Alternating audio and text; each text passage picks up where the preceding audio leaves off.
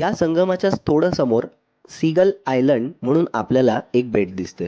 अगदीच छोटं असणारे हे बेट म्हणजे येथे असणाऱ्या पक्ष्यांच्या थव्यांमुळे प्रसिद्ध आहे. व त्याच्या समोरच आपल्याला भोगवे बीचचा काही भाग दिसतो.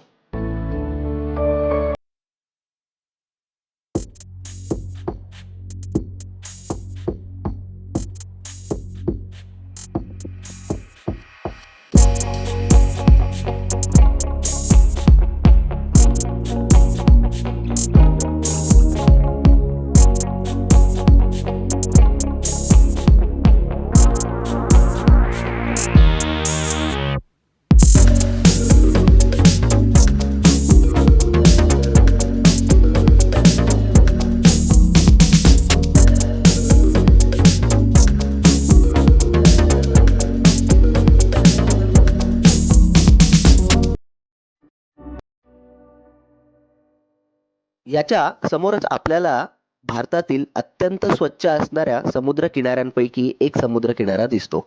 याला भोगवे बीच असे म्हणले जाते. हा भोगवे बीच म्हणजे स्वच्छतेचा एक नमुनाच म्हणायला पाहिजे.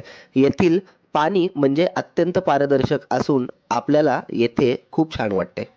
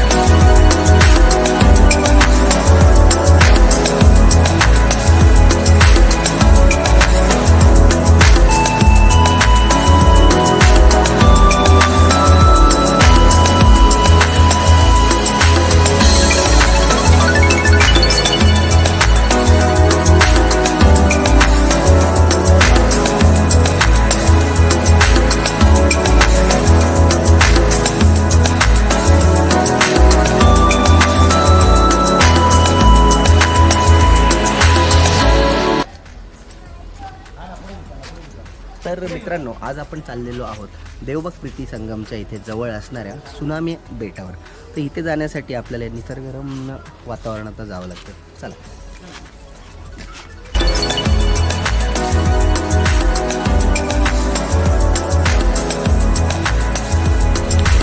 तर मित्रांनो, आपल्याला ह्या आपण मगाशी पाहिल्याप्रमाणे सुनामी आयलंड वगैरे किंवा इकडे जाण्यासाठी महापुरुष मंदिर आहे, तिथून येऊन जाणं सोपं पडतं व तिथे बोटिंगची व्यवस्था आहे. त्या महापुरुष मंदिराच्या येथूनच 2 मिनटं अगदी चालत आपण त्या धक्क्यावर पोहोचतो.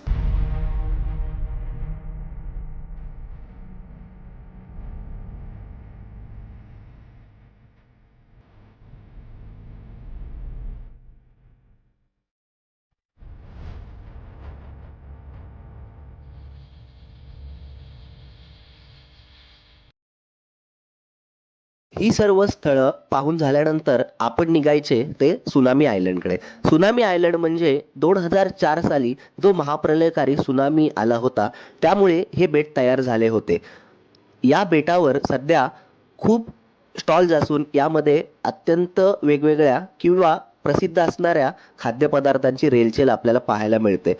खूप छान अशा वातावरणात येथे आपण आपला पाहिजेल तेवढा वेळ व्यतीत करू शकतो, कारण की येथील स्थानिक बोटवाले आपल्याला येथे सोडतात व अगदी जवळ असणाऱ्या महापुरुष जेट्टी जवळच त्यांच्या सगळ्या बोटी सुटत असल्यामुळे ते आपल्याला तिथे हवा तेवढा वेळ स्पेंड करून देतात.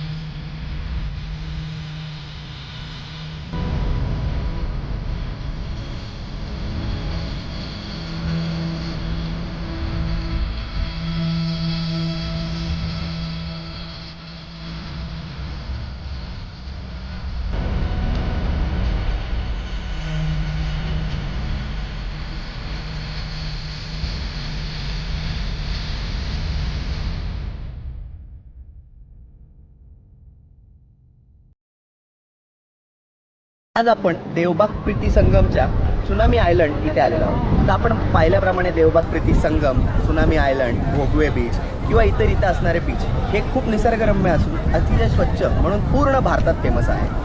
तर आपण पाहू शकतो इथे या सुनामी आयलंडवर इथे खूप असे स्थानिक रेलचेल असणारे किंवा चवीचे पदार्थ आपल्याला इथे खायला मिळतात. त्यामध्ये उकडीचे मोदक किंवा पाणीपुरी असेल किंवा वेगवेगळ्या पद्धतीचे इथे कोकणी मिष्टान्न असतील ते आपण इथे खाऊ शकतो. आता हे सुनामी आयलंड म्हणजे काय तर 2004 साली जो महाप्रलयकारी भूकंप आला होता, ज्याला आपण समुद्रातला भूकंप म्हणजे सुनामी म्हणतो, तर त्या सुनामीमुळे येथे आजूबाजूच्या समुद्र किनाऱ्यावरून जी वाळू फेकली गेली ते एक निसर्गनिर्मितच म्हणता येईल किंवा या सुनामीमुळे आलेलं एक बेट म्हणजेच हे सुनामी बेट म्हणून प्रचलित झालं. आणि तेव्हापासून आजतागायत इथे आपण पाहू शकतो इथं खूप हॉटेल किंवा पर्यटकांची रेलचेल वाढलेली आहे व खूप पर्यटक येथे येतात व स्थानिकांना यामुळे इथे रोजगार आलेला आहे. तर आपण देखील येथे भेट द्यावी.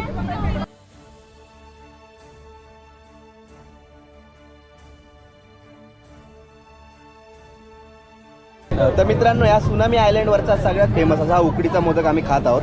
खूप मस्त चव आहे, आपण नक्की हे खावा. माझे मित्र इथे सगळे जमलेले आहेत, आपण त्यांना विचारूयात आपल्या इथला अनुभव कसा आहे संपूर्ण देवबाग, मालवण, तारकर्ली या ट्रिपचा. सगळ्यांनी सांगा प्लीज. हां, एक नंबर. शुभम. मस्त मस्त, खूपच छान, खूप छान, एक नंबर मोदक आहे.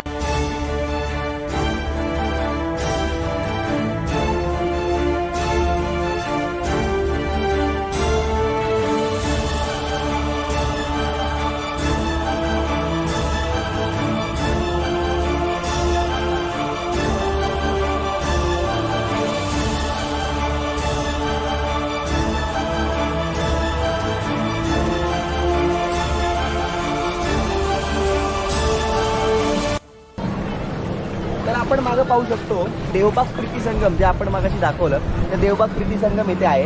इथे जी नदी आहे आणि त्याच्यानंतर जो समुद्र आहे आपला अरबी समुद्र, याचं जे ते मिलन होतं किंवा संगम होतं त्याला देवबाग प्रीती संगम म्हणून नाव दिलं आहे. अतिशय सुंदर आणि प्रीती असणारं हे नाव म्हणजे प्रीतिमय हे नाव आपण इथे पाहताना का ठेवल्याचे प्रचलित होऊ शकतं आपल्याला, कारण की झालं खूप शांत, खूप निसर्गरम्य, नितांत रमणीय असं वाटतं आणि येथून आपण हालूच नाही असं आपल्याला कुठेतरी फील होतं.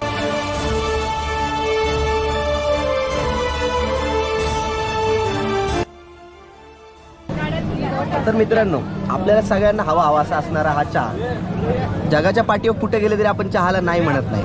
हा चहा या समुद्राच्या मधोमध पिण्यात जो आनंद आहे तो कुठेच नाही. तर आपण येथे नक्की या आणि या चहाचा आस्वाद नक्की आजमावा.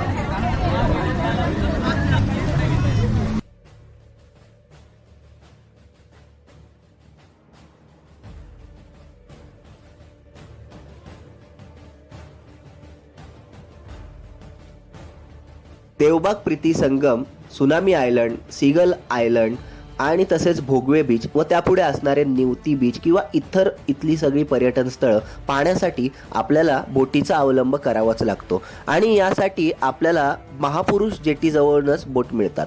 येथील संपूर्ण सगळे विभाग फिरण्यासाठी आपल्याला वेळ नेमून दिली जाते, पण आपण तेथे सांगितल्यास आपल्याला वेळ वाढवून देखील मिळू शकते. अत्यंत माफक दरात देखील येथील सगळ्या बोटी आणि जेवण व्यवस्था येथे असून आपण याचा नक्कीच आस्वाद घ्यावा.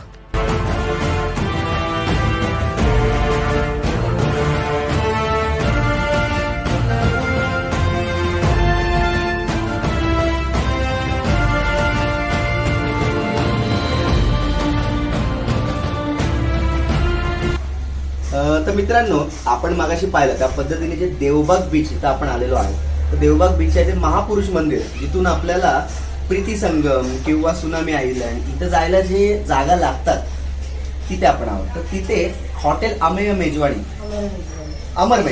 तर अमर मेजवानीच्या संचालिका अलका कुबल या ताई यांच्याकडे आम्ही गेले 2 दिवस होतो. तर इतकं अप्रतिम, उत्कृष्ट आणि चवदार, मसालेदार, जिभेवरची चव रेंगाळणारी, म्हणजे अगदी आम्ही पुण्यात पोहोचतोपर्यंत ही चव रेंगाळणार आहे. तर इतकं छान यांनी जेवण केलं. यांचं कौतुक करायचं कारण म्हणजे आम्ही एकदम फुलफिल झालो. तर आपण त्यांच्याकडनं जाणून घेऊयात की त्यांची खासियत काय काय आहे. तर मला एवढं सांगा, तुम्ही हे जे मसाले वापरता ते घरगुती असतात का हो कसे? मी स्वतः बनवते ते मसाले आणि आम्ही मसाला जो असतो की नाही तो 1 वर्षाचा आम्ही पूर्ण तयार करतो आणि आता एक करून अंदाज आलेला आहे आम्हाला की साधारण आम्हाला वर्षाला किती मसाला लागतो. मग त्याप्रमाणे आम्ही इन्ग्रेडियंट वापरून तो मसाला स्वतः तयार करतो आणि मग त्याप्रमाणे आता बघा येणाऱ्या जे पर्यटक आहेत त्यांना काय आवडतं टेस्ट आणि जी चव आहे ती देण्याचा मी पूर्ण प्रयत्न करते. तर मित्रांनो, आपल्याला आमचा हा चॅनल आवडला असल्यास लाईक, सबस्क्राईब आणि शेअर करायला विसरू नका. तसेच खाली कमेंट बॉक्समध्ये कमेंट्स द्यायला देखील विसरू नका. धन्यवाद.